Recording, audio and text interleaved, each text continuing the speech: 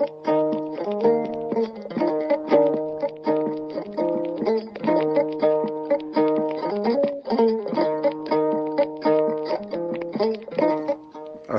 alaikum wa rahmatullah. On calminama, on juurama, on ñagama duwa, on ñagama yafuya, on neldama duwa, on jafama to banggue men ga. On ñaganama Allah moƴƴere, on ñagama nde ñagontoɗon en Allah moƴƴere, yo Allah waɗan en moƴƴere aduna e lahara ene dennagal bandiraɓe julɓe foof. Weltaare ɓiɓɓe fulɓe andu diine maɗa fedde heblo sukaɓe Afrique e dendagal pelle men wasaba ardade men jogori haɗoyde. On calminama e kuuɓal, on ñagama yafuya enen to banggue men ga en jaafima.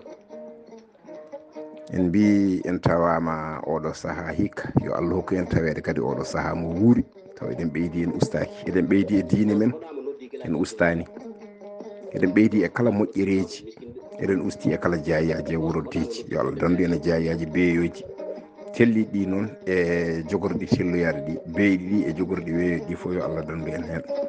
On ñagama noon yafuya no fewi no fewi no fewi no fewi, saabu neɗɗo ko kaalowo alay saago woda nde taati, woda nde fuuji, woda nde ferguiti, woda nde yani e neɗɗo, woda nde haali hunde taw hunde nde ene won gasa taw wonani e neɗɗo he, neɗɗo o sikka ko kanum kalde tan taw wona taw ko haalde ko haalande nde wayi hono noon. Haala so haalama tan wasatamo joofi, haala so haalama tan wasatamo yani, haala so haalama tan wasatamo faandi, jomum sikka ko kanum kalde tan, kono tawa ala ko haalande sifori, haala sifori hono noon. Haala so lelnama tan woodi no lelnira tan, wooda mo yani, wooda mo joofi, wooda mo toɗɗi, sikka ko kanum kalde tan taw wona kanum kalde tan. Ene gasa ken waɗoɓe jolngo mijooji e kala saaha. Jolngo mijooji ɗi noon ene waɗi fannuji, ene waɗi fannu en ɓulnoto e haqqille men tan kaalen ko waaju aduna, gasa taw meeɗino wadde walla taw meeɗa wadde. Ene e jolngo mijooji ko woɗɓe yimɓe woɗɓe gaddanta en mbiya yen mbaɗɗum jolngo mijooji wona waaju aduna. Ene e jolngo mijooji koye nder defte guitteten ɗum, ene e jolngo mijooji koye nder pelle WhatsApp keɗotoɗen mbatten ɗum ga hen nan. Ɗum noon en ñaguima yafuya. E soɗo saaha heedi haqqillaji men ene keeɗa ko mbiyeten jolngo mijooji walla mbiyen toɓɓere ganuma. Jolngo mijooji men hannde ko ni sifori, moni kala noon ko dimo e miijo muɗum. Suka gorko goto ko ñugam ñugue, ko liggotoɗo, omo ñeñi gollal makko ngal sanne, e o ummi ga o ɗanni to wiyete Europe to leydi France, o ɗanni toon omo ñeñi e gollal makko ngal ha ko ɗon wawi hadde. Ha waɗi saaha goto suka goto ko ganduɗa ko bonande tan waɗata, omo yeeya poɗɗe kaɗaɗe, omo simmo lekki bonki, omo wondi noon e jinnaɓe makko, kanko on ɗon suko omo wonde e jinnaɓe makko toon to France to. Ha Allah waɗi o waɗi saaha goto o nanga, woodi mo waddi tan o yowi ɗum laaɓi, on fittande muɗum koye jungo makko wonno, o nanga o soka, o taƴana duuɓi kewɗi, walla ni taw o taƴana o ñaawa ni wonde ko kadde gurdam makko o sokete. Jinnaɓe ala foto piyani. Ha waɗi saaha goto tan haɓe kawrewaji, goto wi min mboɗo andi ñugam ñugue goto nan ɗo, on kay son jeehiru muɗum so tawi on kaldi on nandiri, so waɗi o yaltat. Ɓe mbi Allah ɗum kay min dañata ɗum. Ɓe jeehiru ñugam ñugue o yeeso raɓɓiɗinade, ɓe kaldi e muɗum wi son jippi kam naggam o, son dokki kam naggam o yalta, te hoto dokke kam hawo yalta. Ɓe mbi ɗum kay ala caɗele.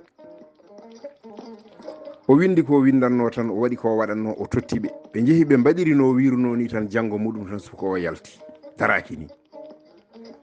Ɓe ngari noon ɓe gaddanimo feccere koɓe kalduno ko, ɓe dokkimo, ɓe mbimo o yalti, ene gasa taw wonani ko mbaɗɗa ko yaltinimo. Ɓe jiɗi tan jamfade ñugam ñugue o yeeso raɓɓiɗinade. O wi mboɗo haala noon gueɗel gotel. Oɗo saaha joni mo gonɗen, so arti janggo on gaddananimi ko hedde kalisam ko, o nattoya nder kaso. Ɓe mbi bolle puy. Ɓe jeehi o waɗi ko waɗanno, on ere artani suko o arana, natinoya nder kaso, waɗoya nder kaso, wiya kadde gurdam mum sokete. Ɓe gojjini guite maɓɓe ɓe garte makko, kanko ñugam ñugue o, ɓe kalnimo haala ka, o wi mi haalni noon guila hanki. Ɓe mbi joni, mbi o wi joni on joɓatam ko heddino ko ha timma, so joɓi kam ha timmi nde puɗɗoɗen haaldude holko joɓoton kam o yalta bandiraɓe sehilaɓe musidɓe tedduɓe ko ɗo haala ka woni o wi ko maɓe joɓamo ko rewataɓe ko ha timma soɓe joɓimo ko rewataɓe ko ha timma nde ɓe puɗɗo haaldude holko ɓe joɓatamo goɗɗum o yaltina suko o soɓe joɓimo ha timmi o wonda ko so yiiɗi suko yo yaltu so yiiɗi oto yaltu soɓe joɓimo soɓe kaldi noon haaɓe kawri suko o ma yaltu soɓe joɓimo suko o yalta ko ɗo woni haala ka mbate kamɓe ɓeeɗo noɓe mbaɗi ni mbate ene yaadi e laawol on kalde neɗɗo ha on kawri on mbaɗi ko mbaɗano ɗon yalti mbiyon ala wona kanko yaltinimo ko Allah yaltinimo Allah kay yaltinimo kono hunde fof ne waɗa sababu mbate kamɓe ɓeeɗo koɓe jamfiɓe oɗo walla ala ɓe jamfaki ɗum so tawi ne jaabe ko onon jaaboto oɗo suka ñugam ñugeno waɗi ni ɓe joɓimo feccere heddima feccere